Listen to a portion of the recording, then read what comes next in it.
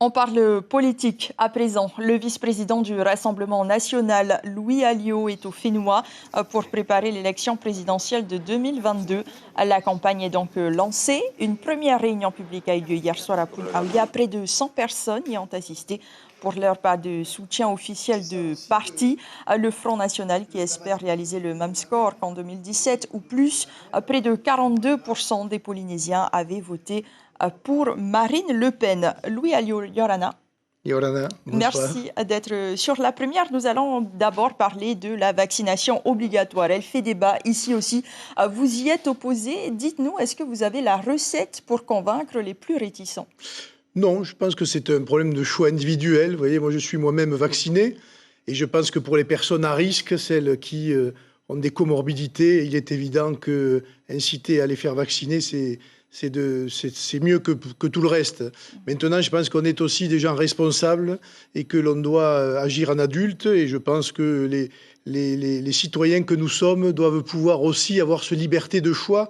Donc c'est plus sur la liberté que nous nous battons, nous, plutôt que sur la contrainte. Et c'est bien le problème qu'il y a aujourd'hui entre cette obligation vaccinale déguisée par le pass sanitaire. Parce que le pass sanitaire, en fait, c'est l'obligation vaccinale, qu'on le veuille ou non. Et ça pose un problème de fond sur les libertés individuelles. Mais on n'est pas obligé aussi d'être vacciné. Il suffit de prouver que nous avons été contaminés par le Covid pour avoir le pass sanitaire. Ça, oui, et tous les tests qui vont avec. Donc je pense qu'il y a ça. Il y a aussi des traitements. Je pense qu'il ne faut pas abandonner la piste des traitements. Il faut tout faire pour soigner évidemment les malades, mais surtout s'occuper des gens qui ont des risques. Cela en priorité. Les autres, ma foi, écoutez, chacun est libre aussi de ses choix. C'est ce qui a été fait en Polynésie. Le Covid qui a aussi lourdement impacté l'économie. Vous dites que le pass sanitaire nuit à l'économie. Comment l'économie pourrait-elle être plus en forme sans contrôle ? Alors ça dépend des secteurs. Tout à l'heure, on a regardé le sujet sur les boîtes de nuit. Il y a un certain nombre de secteurs comme cela. Ça va très certainement les aider à revivre, entre guillemets. Mais pour d'autres secteurs, ça les a handicapés au départ. C'est-à-dire, par exemple, quel secteur ? Au départ, les gens qui n'avaient pas ce pass sanitaire ne pouvaient pas aller précisément dans un certain nombre d'activités, en tout cas métropole, les bars par exemple. Ici, ce n'est pas le cas. Mais on a bien vu qu'au départ, quand on a mis en place le pass sanitaire, il y a eu tout un pan de l'économie qui a eu du mal à s'adapter. Une fois que les choses rentrent dans les mœurs, finalement, ça s'est bien déroulé. Mais c'est un handicap économique au départ. Et petit à petit, c'est vrai, on a vu que les choses sont allées dans un sens meilleur. Mais il y a quand même une réticence sur le fond, parce que regardez ce qui se passe à Paris, ça ne règle rien, malgré le pass sanitaire. Ça a quand même permis de contenir l'épidémie. Oui, mais ça a permis, on ne sait pas, parce que regardez le pass sanitaire plus la vaccination, aujourd'hui, on est dans la 5e vague et ça monte en flèche. Donc il va bien falloir à un moment donné qu'on réfléchisse à toutes ces questions. À mon avis, c'est un problème beaucoup plus compliqué qu'on ne l'a dit aujourd'hui. Mais c'est vrai, je le répète, la priorité, c'est de protéger les personnes âgées et toutes celles et ceux qui ont des risques de comorbidité. L'argent, aujourd'hui, c'est ce qui manque aussi dans les caisses de la prévoyance sociale, l'équivalent de la sécurité sociale en métropole. Vous vous êtes déjà positionné s'agissant des fameux 80 milliards de francs réclamés par la quasi-majorité des politiques polynésiens qui correspondraient au coût du traitement des maladies radio-induites. Est-ce un argument de campagne ? C'est un argument de justice, en tout cas. Je ne sais pas si c'est de la campagne. Pas de la démagogie.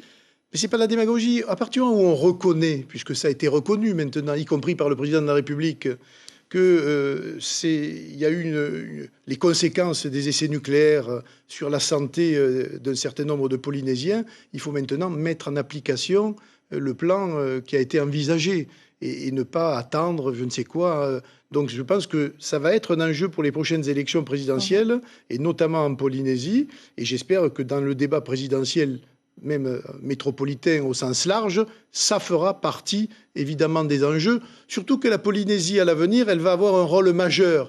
Je pense que jamais la France aura eu autant besoin de la Polynésie et de la Nouvelle-Calédonie par ailleurs, mais inversement, jamais la Polynésie ne va avoir autant besoin de la France, parce que dans la géostratégie mondiale, l'affrontement entre les États-Unis et la Chine se passe précisément dans le Pacifique.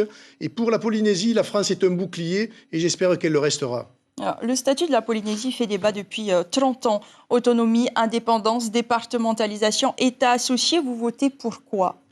Moi, je pense que le statut qui est celui actuel est déjà allé très loin dans l'autonomie et que, à part quelques aménagements à faire très certainement pour qu'il s'améliore, je pense que la Polynésie doit rester dans la France et que la France a tout intérêt à donner les moyens du développement économique de la Polynésie pour l'avenir, parce qu'en matière de préservation de l'environnement, d'abord, quand on voit les surpêches qui peuvent exister, etc., mais en matière aussi de positionnement stratégique dans le monde actuel, eh bien, je pense que chacun a le devoir aujourd'hui de se rapprocher l'un de l'autre et la France a intérêt maintenant à mettre des moyens supplémentaires pour protéger la Polynésie française et permettre son développement économique. Ça me paraît une évidence. Cela a été évoqué d'ailleurs lors de la dernière visite présidentielle. Très rapidement, Gaston Floss vous a soutenu lors de la dernière présidentielle. Il accuse l'État d'user d'un rapport de force pour déstabiliser l'économie de la Polynésie. C'est toujours votre allié aujourd'hui ? On ne peut pas dire que ce soit un allié, mais c'est quelqu'un avec qui on doit discuter. C'est quelqu'un d'important, une personnalité. Et il n'y a pas de raison qu'on ne discute pas avec lui. Pour l'instant, ce n'est pas le cas. Mais si demain, nous devions avancer ensemble sur le devenir de la Polynésie et sur l'avenir de la France, ce serait avec plaisir qu'on discuterait avec M. Floss. Merci beaucoup, Merci. Louis Alliot, d'avoir été notre invité ce soir. L'information en continu sur Polynésie la première, Internet et réseaux sociaux.